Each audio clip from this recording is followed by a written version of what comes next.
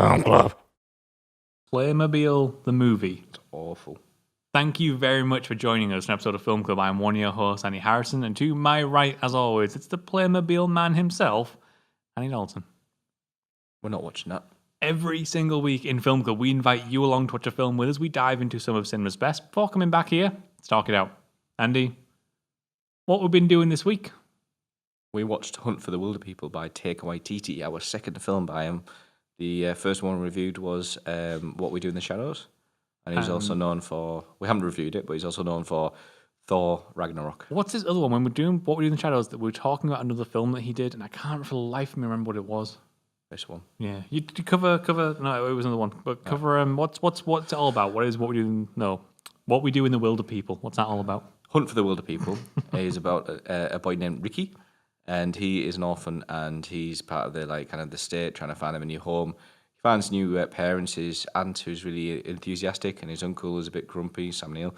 Anyway, he lives with them. He's quite happy. Then his aunt dies suddenly, and then he basically fucks off with his uncle in the wilderness, but also stages his own death, which means there's a massive manhunt for his uncle, and also obviously Ricky, and it's just about their adventure through the bush on the way, in New Zealand bush, outback, and eventually it's about him finding happiness.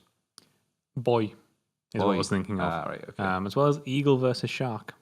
Oh, I need to watch that. Yeah. Oh, is that Taika? That's Taika. No way. Those are two which I keep thinking we should do at some point. We could do Eagle versus Shark next week. See how it happens. So, Hunt for the Wilderpeople.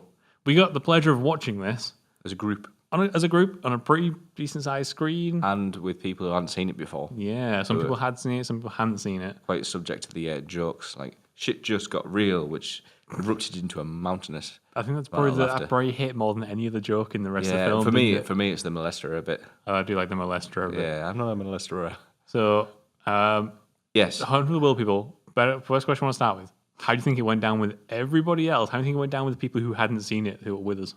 I think they loved it. I mean, me and you had slightly bigged this up before. We said, oh, it's a great film.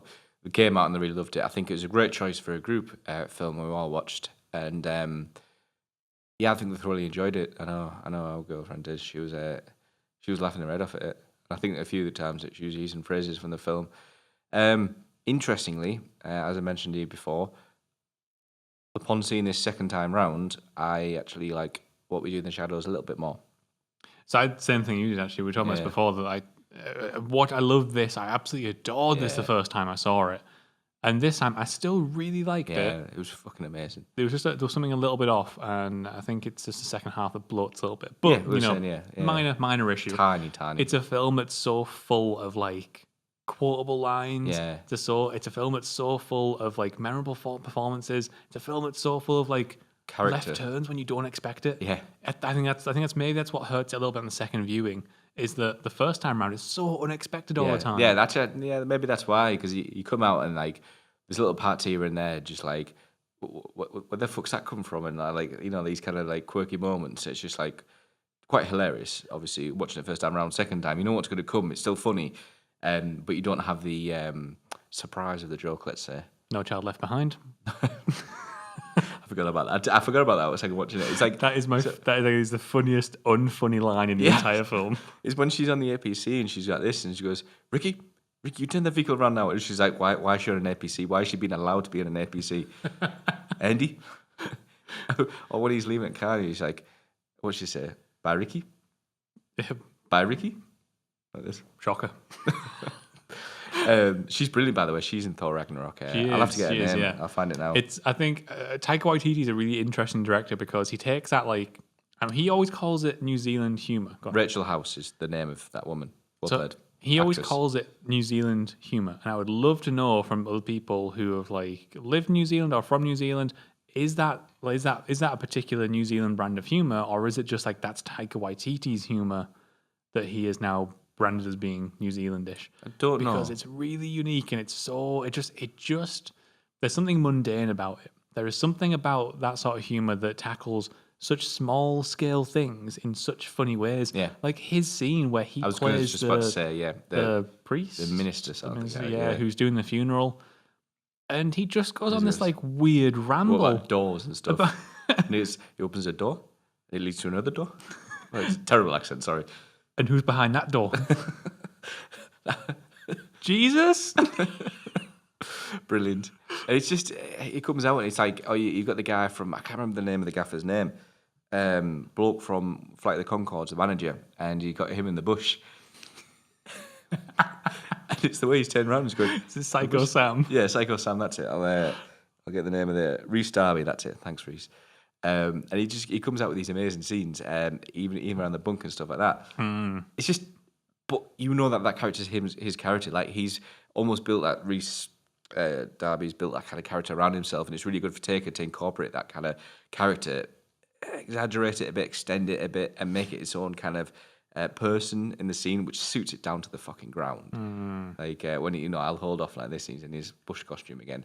It's also, I think, if you want to look at it on a slightly larger scale as to why I think it's a film that is going to hold for quite a few years, it's going to stand the test of time. It's got lots to say about like the modern understanding of family, as well. I think that's why. It's not only funny, it's also quite heartfelt where it needs to be. It's endearing, very endearing. Yeah, like you've got the initial part where he breaks down, I think, to his uncle later on about how his mother left him and stuff, and yet his auntie before she passed was so loving of him, and towards the end, like his uncle's got a name, and Uncle Heck, of course, Heck. And the kid, whose name I can't remember right now, but Ricky Baker. No, Ricky the actor's name. Oh, Julian Dennison. So this is the first film I remember seeing him in, and he's so good in this film. He's brilliant. He nails it. He carries it practically. Yeah. It's so the first one I saw him was Paper Planes. It was a New Zealand production, and then I saw him in this. He's in Deadpool 2. Not as big roles. Well, not as big roles. Sorry, I'd take that back. Not as memorable roles for me. But in this, he just, like you said, I think he carries it. And I think he just has that, he really, despite like being an actor, like really knows what he's doing, he carries that kind of innocence mixed with that naivety, he's on about like gangsters, stuff like that. And it's everything that a teenage, angsty kind of teenager would come across in like this, but he does it in such a manner which is just, you see Uncle Heck's just like, all right, okay. So yeah, exactly. It bounces so perfectly off of like the flip side of it, which is Sam Neill being this brilliant, like completely dry, serious, this guy who is a very, very skilled like hunter. He understands the wild completely, but he doesn't understand anything outside of that. He barely understands like people. He doesn't really understand like his place in a society. Yeah. So he's quite willing to take Ricky off on this like adventure into the bush, and just watching them kind of grow. I think one of my favorite things about watching this on a rewatch is knowing that his auntie, whose name I can't remember, but his auntie is going to die. Yeah, is seeing how they set up Ricky and Heck at the beginning as this sort of like unlikely duo who don't interact but just cross paths every now and again before forcing them together. They have to be together, yeah. It's handled so well. I think another scene that's handled really well is when his dog dies with the boar. And they have to say goodbye to the dog, and Heck like handles it. You can tell he's hurt. Like straight away he shouts his name, and then he does the D like this, and you see Ricky walking off with a gunshot. Yeah. Again, quite heartbreaking. Could have done without the giant CGI ball. True. I noticed that actually. The one thing I'd like to note is he goes throughout the film, the family ends up being with, do you want a sausage like this? A daughter and a father. I can't remember the names of them. Kahu, so the name of her is Kahu. They are they're native New Zealand. I can't remember the name of it. Maui? Maui is definitely a word. I have no idea if that's the one you're looking for. I'll find it now. My point is, they actually cast like real natives to do those scenes. I don't know whether they had acting experience, but they really fit the scene well. Lovely, like kind of like again, it expands on what you were saying before about how it like the idea of family and everything like this. Family doesn't have to do it. It's brilliant, yeah. I'd say with the girl you can tell a little, but she's a kid as well. Yeah. It's like give and take. But that guy is actually great. Like really good comedic chops on him. Absolutely. Maori. I probably mispronounced the hell out of that. But it's a Maori family. Like they got them. I think you nailed it. Or like Kala, whatever her name is. She is anyway. I think it's really cool to incorporate that New Zealand feel. So this whole film's got this idea of family. It's got this amazing humour. It's just got a whole New Zealand feel about it, like what we do in the shadows. Also, like, it looks gorgeous as well. It's not often you get a comedy that's shot this well. And these guys kind of go all out in this really sort of like, at times it's bleak, sometimes it's bright, it's vibrant, and they do this wonderful little. Some of the shots are amazing, by the way. You know, like the sweeping shots, like the scene. That's what I was talking about. It's this wonderful sort of panning shot that will go around like 360. And what they've done is like digitally comp multiple takes into that shot. Oh, is that? And it creates such a interesting look. Like, and that's a sort of thing where as a director, you don't have to do that sort of stuff. But it just shows how much Taika Waititi cares about his work. Yeah, and where he lives and everything. He's very proud. He's a very proud New Zealand guy. Have you seen any interviews with him? Yes. Oh, he's brilliant. He's so good at like throwing off the interview. It's nice, I think, that people are really starting to recognize him after Thor Ragnarok. Like, he really got his break with that film, and I hope that he continues.